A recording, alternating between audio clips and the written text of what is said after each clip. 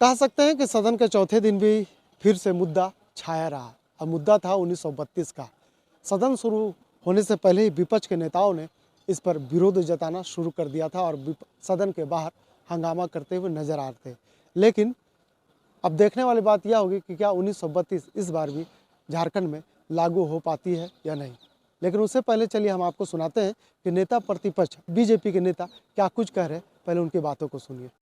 महोदय ने जो अटॉर्नी जनरल भारत सरकार उनके जो मंतव्य थे, जो अपना कॉन्स्टिट्यूशनल फ्रेम है उसके तहत जो उनका मंतव्य था, उसके साथ जो सदन की प्रॉपर्टी थी बिल को लौटाया था सरकार के माध्यम से, तो जो पढ़ करके उस पर सुझाव मांगा जा रहा था।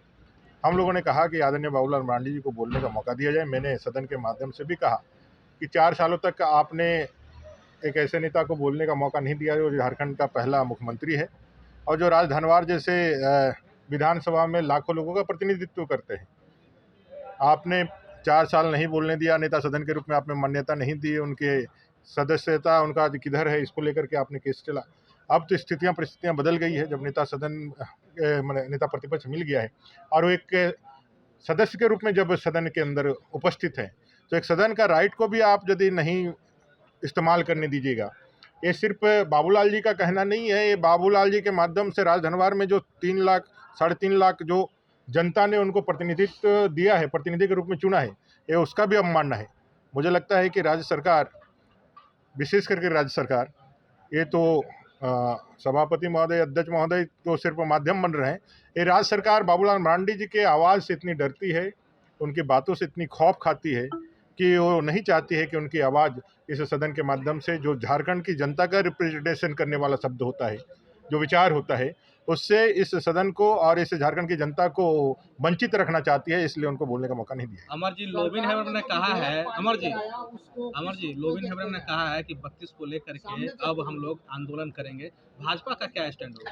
देखिए, 32 वाला जो विषय है, जिस मैंने कहा कि भाई जो बिल आई थी वापस, वो बिल पे जिस तरह से माननीय नेता सदन ने, मुख्यमंत्री जी ने एक पैराग्राफ 4 पेज का जो पढ़ा है, वो दिखलाता है कि वो कितने अपने कॉन्फिडेंस से डिगे हुए थे। वो जान रहे थे कि उनकी चोरी पकड़ी गई है। एक ऐसा विषय जो झारखंड के हर एक जनता के मन में है और ये पूरी तरह से राज्य सरकार के हक और अधिकार में है कि नियोजन के लिए आप जो भी नीति बना सकते हैं, बनाना चाहिए, और राज्य सरकार के अधीन आता है और राज्य सूची के अंदर आता है। कैबिनेट के पास इतनी ताकत है कि वो नीति बना सकते हैं। और जो हम लोगों ने, जब रघुवर दास जी की सरकार थी, बीजेपी की सरकार थी, तो हम लोगों ने यहीं से कैबिनेट से संकल्प निकाल करके लाखों लोगों को रोजगार देने का काम किया। इस सरकार ने लाखों लोगों को रोजगार देने का वायदा तो किया, लेकिन आज तक एक भी नियोजन इस सरकार ने नहीं लिया है। ये चलते सदन में माननीय सदस्यों के प्रश्नों के जवाब में इन्होंने स्वीकार किया है कि एक भी फ्रेश बहाली इन्होंने नहीं किया है। ये साफ दिखलाता है कि युवाओं के मुद्दे पर और विशेष करके 1932 के मुद्दे पर सरकार पूरी तरह से विफल है और ये चाहती है कि ये मुद्दा ही बने रहे।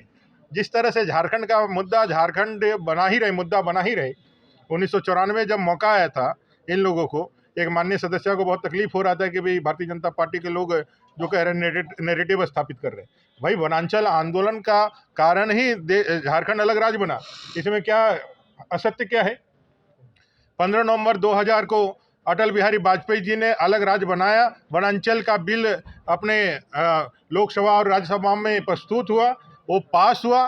वनांचल का ही जो भूगोल था वो आज भी हम लोग यहाँ पर उपभोग कर रहे हैं, इस झारखंड का निर्माण हुआ है। इसमें असत्य क्या है? और वही झारखंड वनांचल बिल पास करके ये बड़ा हृदय दिखा करके अटल जी ने इसका नाम झारखंड रखा। इसमें अलग क्या विषय था? लेकिन आज जिस तरह से वनांचल के नाम को इन्होंने हटाया है, वो जो चिन्हितीकरण में जिस तरह से इनका घपला किया है, और जिस तरह से झारखंड के आंदोलन को इन्होंने 1994 में ही दफना दिया था, इनको राज्य से मतलब नहीं था। इन्होंने जैक पे समझौता कर लिया था, पैसे ले लिए थे और उस आंदोलन को ख़त्म कर दिया था। मुझे लगता है कि वनांचल आंदोलन का परिणति था झारखंड। जिस तरह से झारखंड आंदोलन को बचा करके अपने राजनीतिक रोटियां सेकना चाहते थे, वो मुद्दा भारतीय जनता पार्टी ने, अटल जी ने छीन लिया इनसे, झारखंड अलग राज्य बना करके। अब 1932 के जिनको हमेशा उसका समाधान नहीं चाहते हैं, इसको जिंदा रखना चाहते हैं और ये लटकाने भटकाने और अटकाने का काम करके यहाँ के युवाओं को सिर्फ और सिर्फ सब्ज बाग दिखा करके एक पोस्ट डेटेड चेक, एक भविष्य का इंश्योरेंस दे करके फिर एक बार ठगने का काम किया है। मुझे लगता है झारखंड की जनता, विशेषकर युवा, आज जितने निराश होंगे इससे पहले कभी नहीं होंगे। और आने वाले जो चुनावी वर्ष है, इस चुनावी वर्ष में इस झारखंड की सरकार को जो जेएमएम, कांग्रेस और आरजेडी के द्वारा नेतृत्व किया जा रहा है, इसको इस बार अच्छी तरह से सबक सिखाएं। आत्मा की बात और 1932 की खतियान आधारित बिल को फिर से सरकार ने लाने का काम किया और हम लोग पक्ष हो या विपक्ष हो, पिछले साल 2022 में ध्वनि मत से सत्ता पक्ष विपक्ष दोनों की सहमति से हम लोगों ने उस बिल को आगे बढ़ाया था। उस समय भी हम लोगों ने कहा कि ये झारखंडी की भावना से जुड़ा हुआ ये बिल है, इसको आप इस तरह से भेजिए कि ताकि कोई त्रुटि ना रहे। लेकिन जिस तरह से आज फिर से बिल आया, हम लोगों का कहना था, बार बार हम कोशिश कर रहे थे, माननीय अध्यक्ष जी से समय मांग रहे थे, लेकिन वो एक तरफा केवल सत्ता पक्ष की ओर ही देखते रहते हैं। शायद हम लोग विपक्ष के विधायक हैं, हम लोगों के ऊपर नज़र नहीं आता है। हम लोग सुझाव देना चाह रहे थे कि अगर कांग्रेस जेएमएम की सरकार सचमुच 1932 खतियान आधारित नियोजन देने का काम करना चाहती है तो उसको विधानसभा में लाने की आवश्यकता क्या है, राज्यपाल के पास भेजने की आवश्यकता क्या है। 2016 में रघुवर दास जी की सरकार ने ये निर्णय लिया और वहाँ निर्णय के उपरांत स्थानीय नीति को परिभाषित किया और वही स्थानीय नीति आज पूरे झारखंड में आज भी लागू है। पहला प्रश्न मैं पूछना चाह रहा था कि मुख्यमंत्री जी से कि भाई आज झारखंड में कौन सी स्थानीय नीति चल रही है, और दूसरा मेरा प्रश्न ये था कि जब 2016 की स्थानीय नीति रघुवर दास और भाजपा की सरकार ने पारित किया तो उन्होंने विधानसभा को भेजने का काम नहीं किया, विधानसभा से राज्यपाल के पास भेजने का काम नहीं किया। जब वहाँ पर स्थानीय नीति नियोजन नीति 2016 का आज तक लागू है, अब 4 और 3 7 साल हो गया और लाखों नौकरियां मिल गई, तो कहीं ना कहीं सरकार के मन में चोर है। कांग्रेस जेएमएम आरजेडी गठबंधन ये जनता को गुमराह करने के लिए, भटकाने के लिए, कन्फ्यूजन पैदा करने के लिए इस तरह का कारनामा कर रही है। मैं आपके माध्यम से झारखंड की जनता को यही कहूँगा कि 4 साल बीत गए, ना नौकरी मिला, ना नियोजन मिला, ना स्थानीय नीति ये सरकार दे पाई, तो निश्चित तौर पर ये सरकार झारखंड के जनता को, नौजवानों को ठगने का काम कर रही है। जो उनका अधिकार है, जो झारखंड सरकार का अधिकार है स्थानीयता को परिभाषित करने का, वो जानबूझकर विधानसभा में बिल ला रही है, राज्यपाल के पास भेज रही है, 9वीं अनुसूची में भेज रही है।